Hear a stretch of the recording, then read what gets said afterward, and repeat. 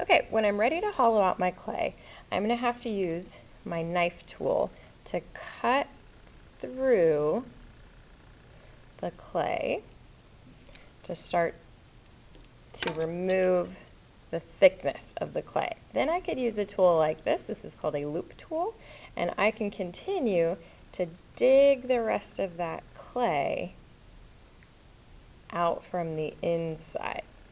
Because clay that's too thick takes too long to dry, and clay that's too thick tends to have air bubbles. So I'm going to stick this knife all the way down. I'm not going to poke through the top of my cone, but I'm just going to kind of spin this knife.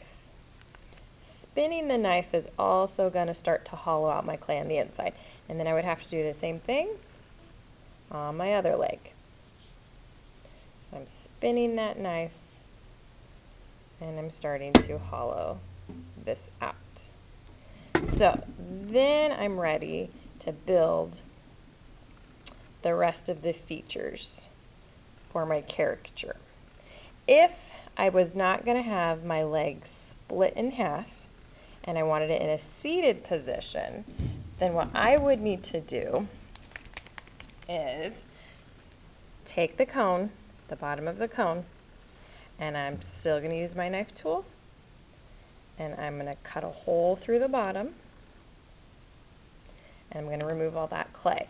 Because this is a wider area, I might switch to one of my wooden tools and just start digging out that clay and hollowing it out from the very bottom. You want to try to hollow it out as far down as you can go inside that cone.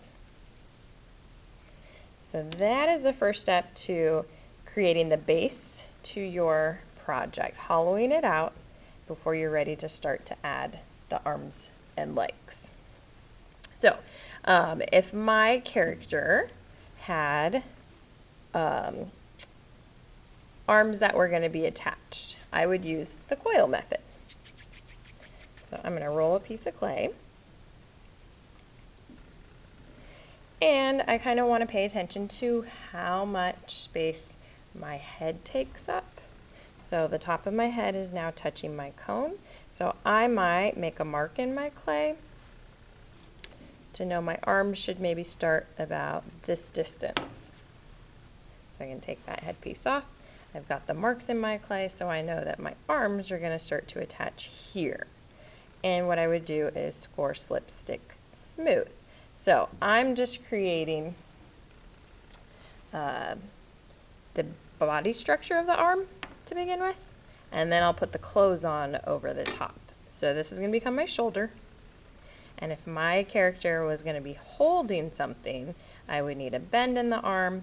When I smooth, I'm going to smear that clay into the back of the cone so it kind of disappears, and then I can cut that clay off to be an appropriate size for an arm.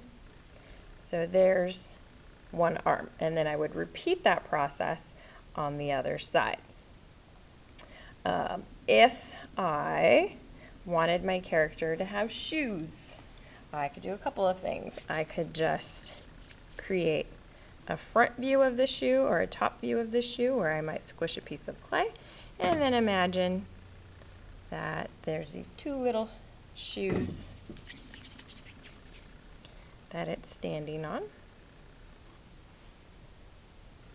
Okay, and then I would score, slip, stick, smooth.